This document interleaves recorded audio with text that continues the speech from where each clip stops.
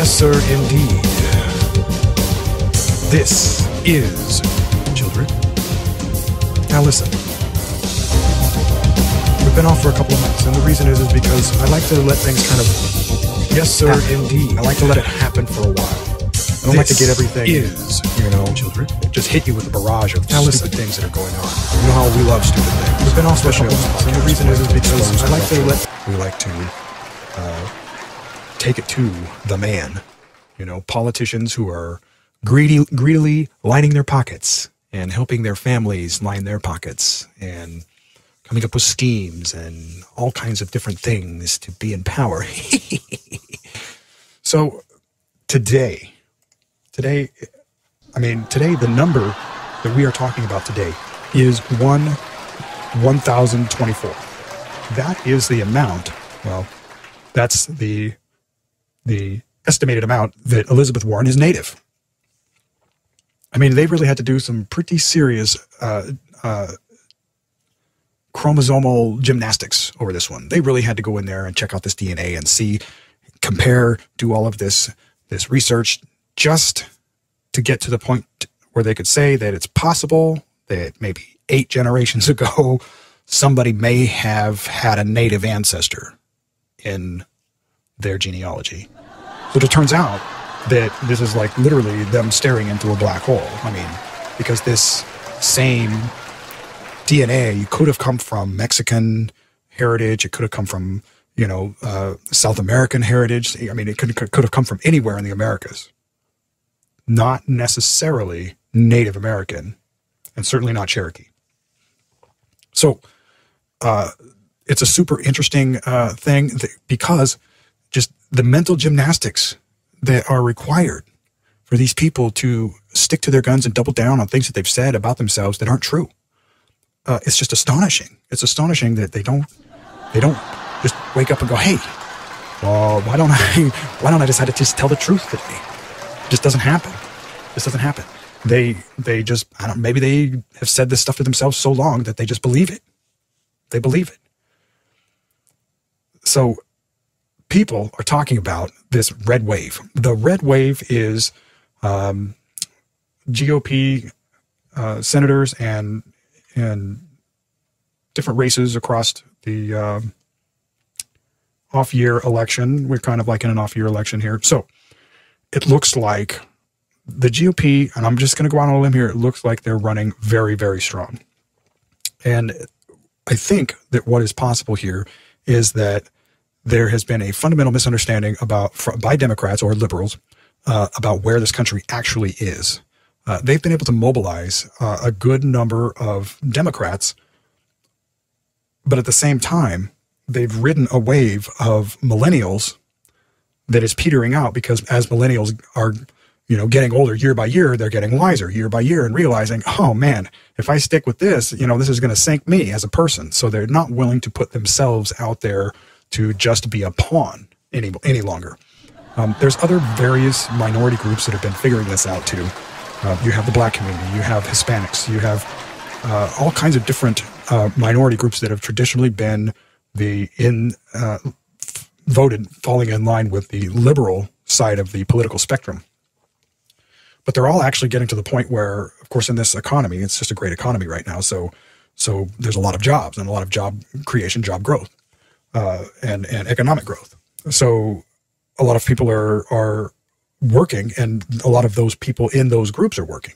And you can't discount that as a positive for GOP races all across the country. So, but the Democrats, they've always had a hard time reading the tea leaves, so to speak. This ship that they've been on has sailed. It is gone. It is not coming back. People have seen through their lies. They've seen through their BS. And they're realizing we don't have to live like that. We don't have to live waiting for a check every month. We don't have to live on food stamps. We don't have to have substandard housing. We don't have to have any of this. And so as a last-ditch effort, they're still trying to get people to flood across the border. Now, these holdouts that are these extreme liberal, they call themselves progressive socialists, whatever you want to call them, they are on the absolute fringe. And there's a polarizing thing happening right now where You've got Trump, which is right of center, but he's on a solid base. But he's also pulling from that center left, because the center left people are these older Democrats who are looking at this party going, yeah, this isn't what I signed up for. This is not really what my principles are about. I like to help people, but this isn't getting the job done. And over here on the other side of the spectrum. So essentially, they're just not buying the propaganda anymore. And they never should have in the first place. But people are just wired weird. And these people have just gone off the deep end. You got Alec Baldwin urging donors to overthrow the government at a Democrat fundraiser. Overthrow the government? Like, this is what the man said. Like, I can't believe that was even a fleeting thought. Like, he didn't misspeak or anything. He literally said it and then stands by what he said. And this is the problem that I have with their psyche. The psyche of the liberal left, the loony liberal left, is such that they are willing to commit a crime, because it's a crime to actually say that and to advocate for that, especially to a group of people who you can't bring all those people together and consolidate all of that for that purpose. So this is what he's doing. He's trying to so that is actually a violation of the law. It's a Title 18 violation. But this is where they're at. Now, we don't know. There's a lot of speculation on the internet. We don't know what it is these people are trying to hide, what it is they don't want the American people to discover. We know that there's been some sexual allegations. You've got Weinsteins. You've got all of these liberal people on their side. Just, there's got to be something really big if all of these people are willing to essentially fall on the sword for nothing, for no gain. They're essentially falling on the sword because they're wrong. I mean, it's almost like it's out of embarrassment how wrong they've been, and that things aren't going their way. So I just don't think that is enough to bring them to that point where it's reasonable to them in their thought process to break that Title 18, make a Title 18 violation, a treason, sedition type thing, which is a crime. So it doesn't. They're trying to convince. It's like they're trying to convince themselves that this is, the logical thing to do, and it actually isn't logical at all. And I think that people are coming to that conclusion more and more every day, that these people are just they're insane. They have gone insane. So I won't spend too much more time on politics in the United States. Just that I think that we could be seeing a very, very serious red wave. This may echo what happened in 2016. This may be something that I don't think we've seen in a long time, if ever. So that's my prediction. That's my take on that. You've got a whole cadre of loony liberals, and it just doesn't look good. Doesn't look good at all. So in Canada, Justin Trudeau. Now if you want to go and you want to think about people who in the United States, this liberal cadre of people, if you go just a little ways north, you realize there's a whole cadre of people up there that are basically mimicking the same things that the liberals down here are. And it's the oddest, it's one of the oddest things that I've ever seen, and that is that in Canada, there's a number of people in Canada that are saying, well, hey, we have no identity. There's a number of people complaining, like, for example, the news, when their news is completely corrupt, for one. It's a state-sponsored, state propaganda news source. So they take advantage of people who have been brought up in very, very bad schools. They've been told things that are scientifically wrong. And so climate change is the number one issue that the liberals push. And they cite these mystical scientists who keep coming up with these numbers and these warnings and all this stuff. Now, this has been going on for decades. This has been going on for a long time. It doesn't work. It's worked so far because people are like, oh man, some scientist said that. That's crazy. Wow, well, geez, I'd really like that, to not happen. I'd really like to not, we got to get a handle on that. So, but in Canada, they conflate global warming, climate change, environment. They put all these components together, and depending on which ones you attack, they hit you with the other one. So if you say that global warming isn't real, they say, oh, well, you're stupid. It's climate change. We changed it. Change the terminology to climate change. You're stupid. You don't know what you're talking about. If you say climate change and you attack climate change on its face as invalid, they will come back at you and be like, oh, you're against the environment. You're against the environment. So none of it's real. Okay, this is all built up in their mind, and they think that this works. Hey, this is a great 1-2 punch. But the fact of the matter is it doesn't work. First of all, global warming isn't real. The physics, and this is a science, and it's known, so that I guess this is the point that I could get to on this, is the scientists, whoever these mystery scientists are, these mystical science people that they're basing all of this information on, whoever they are, don't know the facts. The facts are, scientifically, it is impossible for the Earth to experience global warming. Physics says it's impossible. Math says it's impossible. The geometry of the Earth prevents it from happening. It doesn't work. The case in point, when you increase in altitude, like in an airplane, for example, the pressure outside decreases. The pressure decreases because that same volume of air that was at sea level, as the heat that was at that same altitude, as the altitude increases, the surface area also increases to the point where two molecules that were heated, that were warm, as they move upwards in the atmosphere, they disperse, and the space between them becomes greater and greater and greater. And as that space comes between them becomes greater, they lose that energy. That heat then dissipates. It's the same thing when you take compressed air in a can and you release it. When you release it, the can doesn't get hot, it gets cold, very cold. The reason is because the air inside of it is compressed, and when that same volume of air is released into a space that expands, if it's allowed to expand rapidly, the air rapidly cools. Physics. The whole thing's based on physics. Physics, math, geometry. It's just not possible. So you go up in this airplane, there's not enough air. You have to pressurize the cabin to even be at those altitudes, like 30,000 feet, for example. So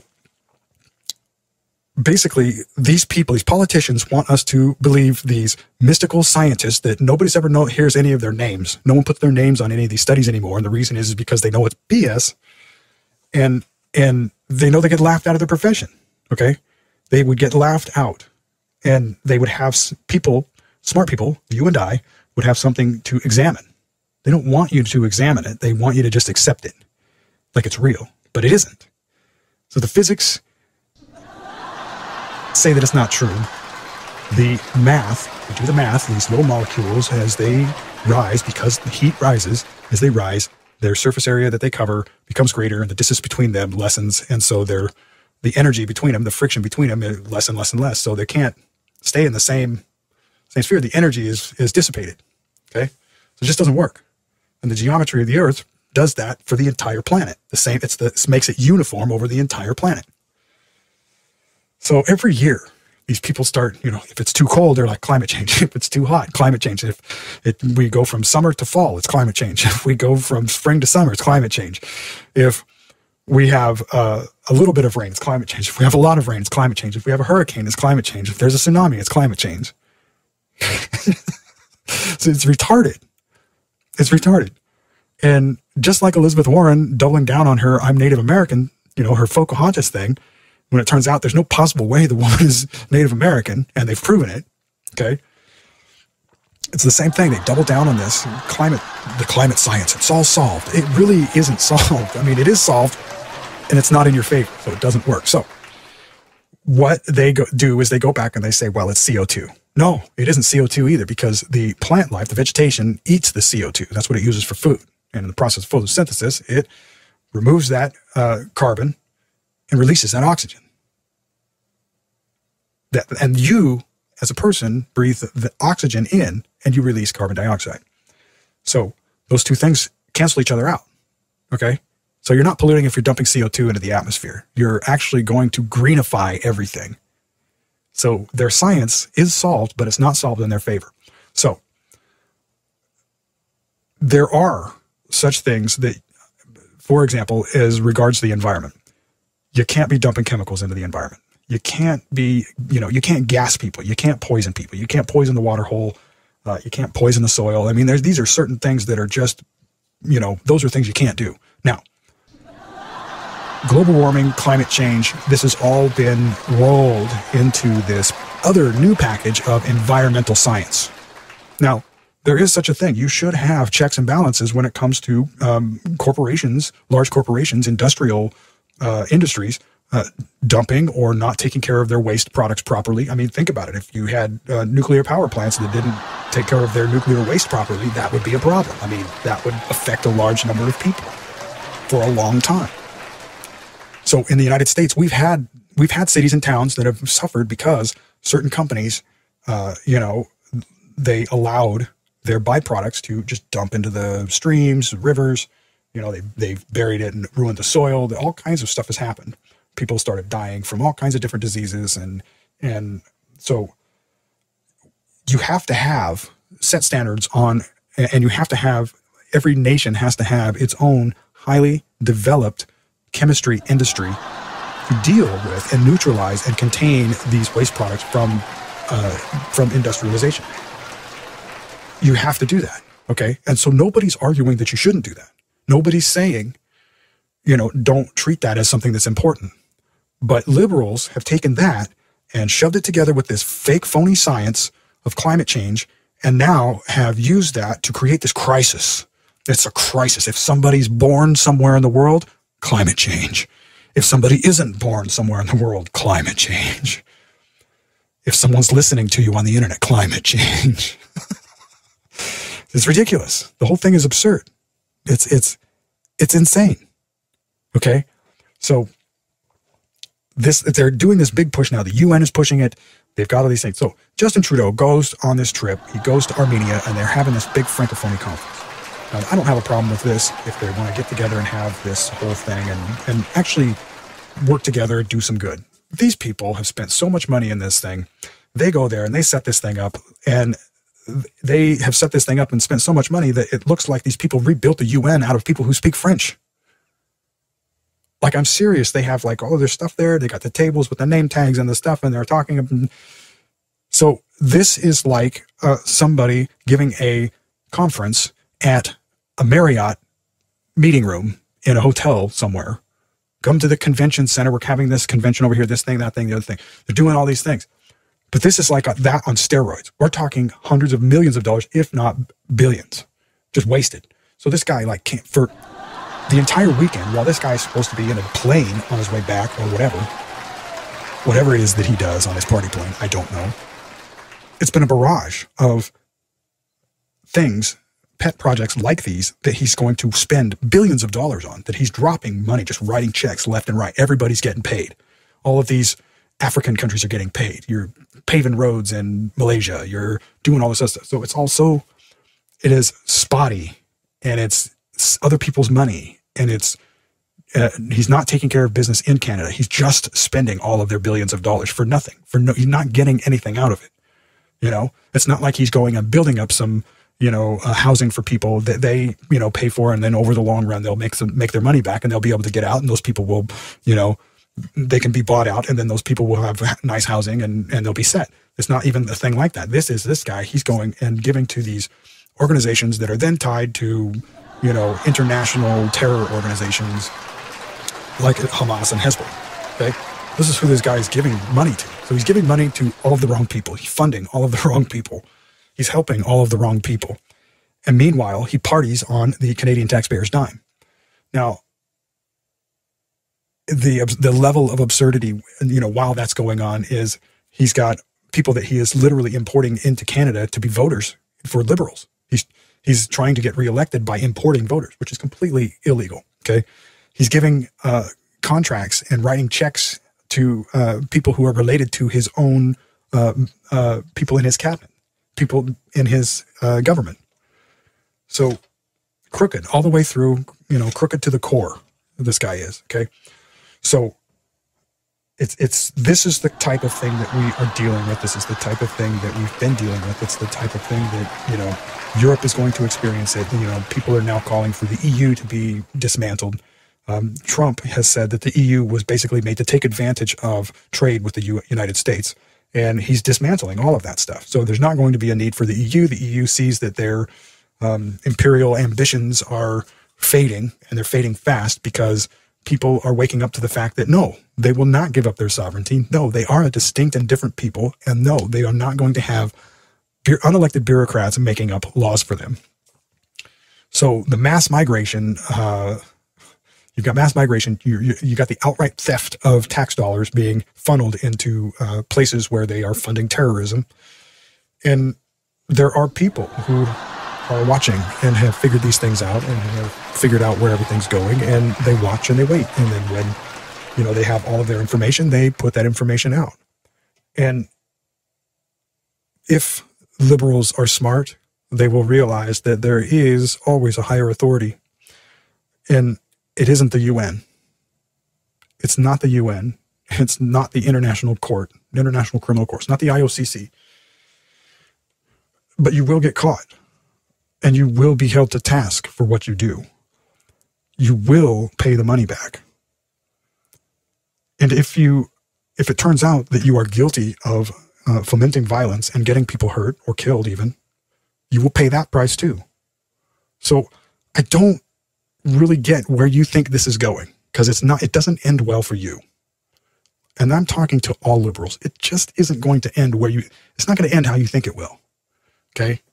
It isn't. And in fact, the simple fact that you're continuing to go, you know, that far, you're continuing to take those steps and double down on this course of action that you've been on, just goes to show you that you are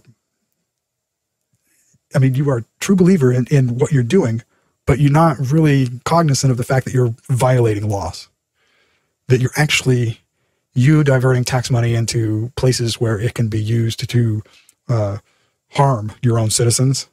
It doesn't go over really well. I mean, France has experienced things like that already. You've got, it just not really well thought out, guys. It's just not really well thought out. You guys can get together all you want and sit there and pat each other on the back and tell each other all kinds of lies. But the fact of the matter is that none of what you guys have built your own echo chamber. And you guys there sitting there talking to yourselves like, yeah, this is what we're going to do. Yeah, we're going to do it. This is the thing. This is what's happening. None of you are aware. And this is the sad part of the whole scenario. It's the whole reason why I even opened my mouth about it, is because the saddest part is that you're too stupid to know that what you're doing isn't going to work. And that bothers me, that you are actually in public, not just in public life, like like in the public eye, that you actually leave your house this way. It's bad. It's bad. People are trying to tell you, don't, no, go back the other way. They're waving their hands like, don't, no, what are you doing? What are you doing? And you're just like, okay, well, you just marked yourself right off the cliff.